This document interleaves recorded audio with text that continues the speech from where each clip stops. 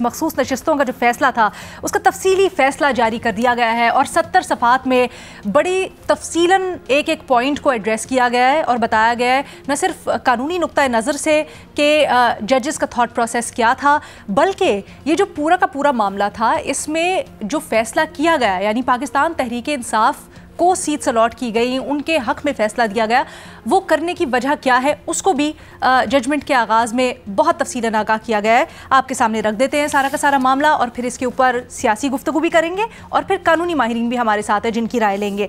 तो जनाब मामला कुछ यूँ है कि अदालत बताती है कि 187(1) कंप्लीट जस्टिस के तहत ये प्रोविज़न उन्होंने कॉन्स्टिट्यूशन की इन्वोक की और मुकम्मल इंसाफ की फराहमी की।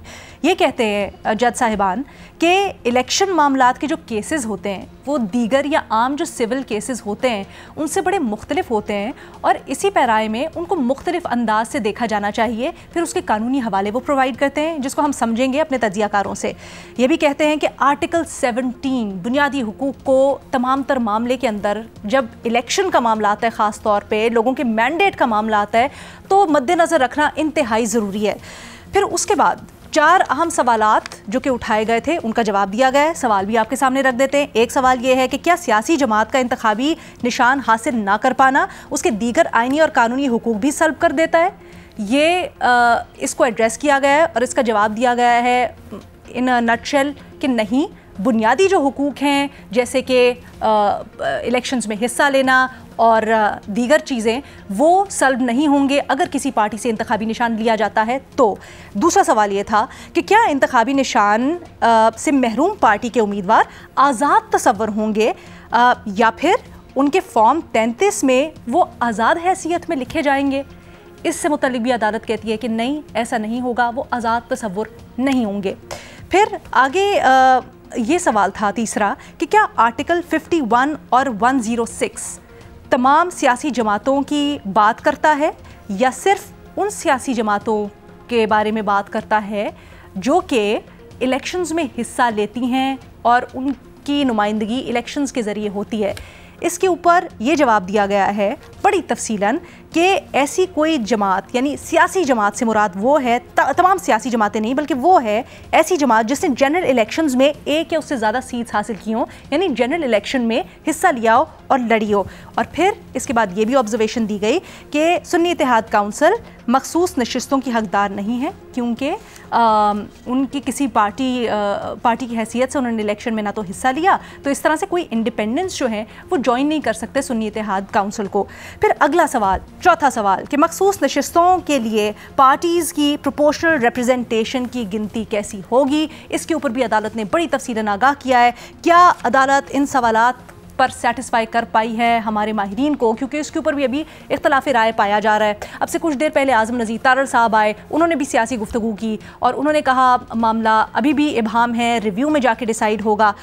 इस सब को हम डिस्कस करेंगे। इसके साथ साथ ये जो तहरीक इंसाफ का केस डिस्कस किया गया है इसके ऊपर अदालत बड़ी वाज़े तौर पर कहती है कि उनके सामने तहरीक इंसाफ की मुतफरिक दरख्वास्त थी, इसलिए उनको एंटरटेन किया गया है। और एंड में कुछ जो इख्तलाफी नोट था 2 जजेस का, उससे मुतल्लिक रिमार्क्स दिए गए हैं, उसको भी हम डिस्कस करेंगे। तमाम तर मामले के ऊपर आज हमें ज्वाइन कर रहे हैं इरशाद भट्टी साहब, सलीम साफ़ी साहब और कानूनी राय के लिए रीमा उमर साहिबा और ख़ुसूसी तौर पर राजा खालिद एडवोकेट साहब भी हमें ज्वाइन कर रहे हैं। थैंक यू सो मच राजा साहब हमें शो पर ज्वाइन करने के लिए। आपसे ये आगाज़ करते हैं, पहले कानूनी नुक्ते को डिस्कस करते हैं और जो बुनियाद बनाई गई है अदालत की तरफ से, और ये कहा गया है कि इलेक्शन मामलात के जो केसेस होते हैं वो बिल्कुल मुख्तलिफ नौइयत के हैं। इंटरनेशनल केस लॉ का हवाला मुख्तलिफ केसेस को देख कर ये बताया गया है कि उनको आम सिविल केसेस की तरह से नहीं देखना चाहिए। तो क्या आप समझते हैं कि ये साउंड इनफ रीज़न है? बिस्मिल्लाहिर्रहमानिर्रहीम। देखिए मैडम अलीना शेख, बात यह है कि पहले हमें बुनियाद को देखना होगा कि सुप्रीम कोर्ट ऑफ पाकिस्तान के सामने गया कौन था। वो सुन्नी इत्तेहाद काउंसिल थी जिसके ख़िलाफ़ इलेक्शन कमीशन ने फ़ैसला दिया, उस ऑर्डर को असेल किया गया before the Peshawar high court, और पेशावर हाई कोर्ट के 5-0 अक्सरियती फ़ैसले ने उनकी जो पिटीशन थी उसे मुस्तरद कर दिया।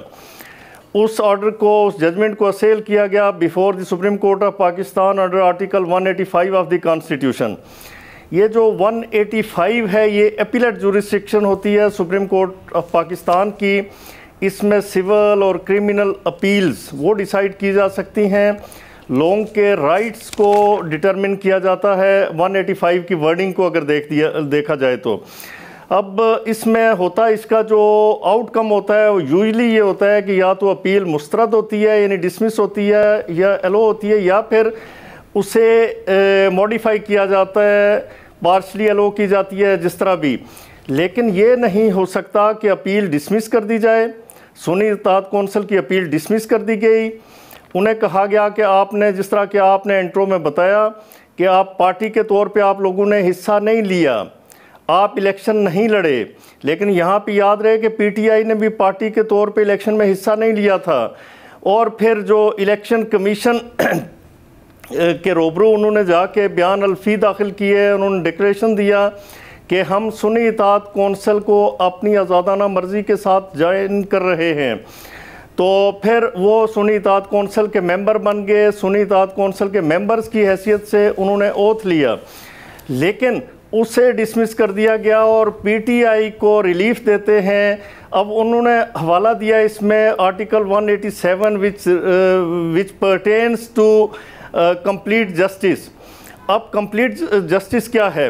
وہ یہ ہے کہ اگر کوئی ٹیکنیکلٹیز ہیں انہیں اگنور کرتے ہوئے پارٹی کو یا جس کا رائٹ بنتا ہے اسے فائدہ پہنچایا جائے, کسی ابہام کو دور کیا جائے. اس طرح کی جو ٹیکنیکلٹیز ہیں یا ٹیکنیکل چیزیں ہیں انہیں اوور لک کرتے ہوئے آپ انصاف فراہم کریں ایگریوڈ پارٹی کو. لیکن یہ نہیں ہو سکتا کہ 185 میں اس سے پہلے نہیں ہوا, ایک نظیر نہیں ملتی پاکستان میں, ایک سائٹیشن نہیں ہے پاکستان کی. One case can not be cited in this count کہ جی 185 میں جا کے انہوں نے اس پارٹی کو ریلیف دیا ہو جو ان کے سامنے پارٹی نہیں تھی. اب جو انہوں نے کہا کہ ہمارے پاس درخواست آئی پی ٹی آئی کی طرف سے کہ ہمیں پارٹی امپلیٹ کیا جائے, ہوتا یہ ہے کہ پہلے اس درخواست پہ جواب مانگا جاتا ہے, بحث ہوتی ہے for the implementation of a necessary party. تو پھر پارٹی آپ جو آپ کی اپیل ہے اس کا میمو تبدیل کرتے ہیں, اس کا ٹائٹل تبدیل ہوتا ہے, اس پارٹی کو ارے کیا جاتا ہے اس میں.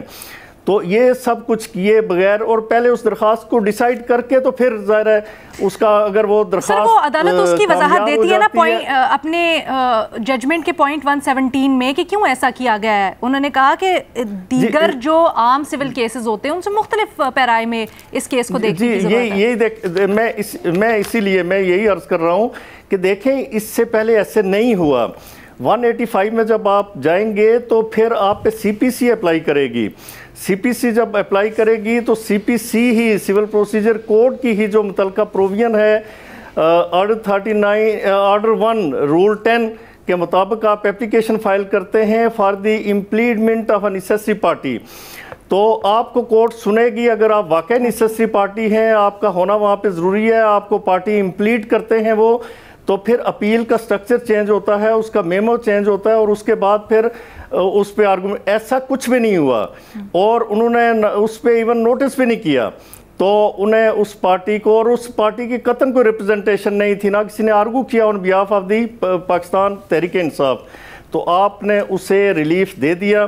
اب دیکھیں اس میں جو امپورٹنٹ بات ہے وہ یہ کہ آپ نے کانسٹیٹیوشن کو ماورائے کانسٹیٹیوشن فیصلہ ہے, میں اسے پہلے بھی کہہ چکا ہوں, جو شارٹ آرڈر تھا کہ جو آرٹیکل 51 ہے وہ ٹائم دیتا ہے 3 دن کا کہ جو آزادانہ طور پہ الیکٹ ہوتے ہیں ممبرز دے میں join any political party with in 3 days. آپ نے 15 دن کہاں سے دے دیے, اس کی کہاں پہ وضاحت آئی؟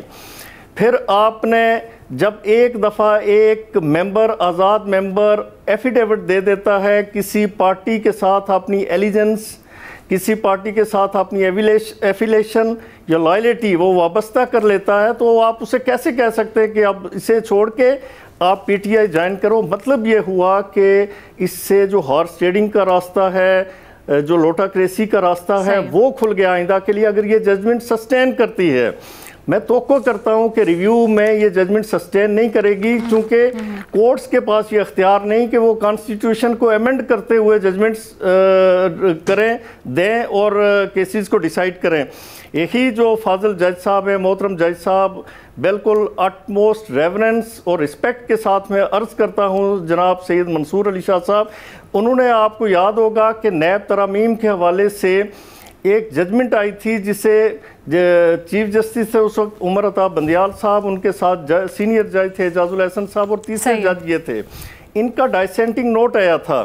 वो PLD 2024 में रिपोर्ट हुआ, उसमें जो इनका डाइसेंटिंग नोट है that is at page 164 of that magazine जो था, डाइजेस्ट जो था, उसमें 164 पे है। उसमें सोवरेनिटी ऑफ पार्लियामेंट के हवाले से उन्होंने तस्लीम किया, बार बार तस्लीम किया और कहा कि ये जो पार्लियामेंट के नुमाइंदे हैं, जो पार्लियामेंटेरियंस हैं, they are representatives of the 25 crore, वो हकदार हैं कानून साजी के, उनका इस्तेकाक है, उनका प्रीरोगेटिव है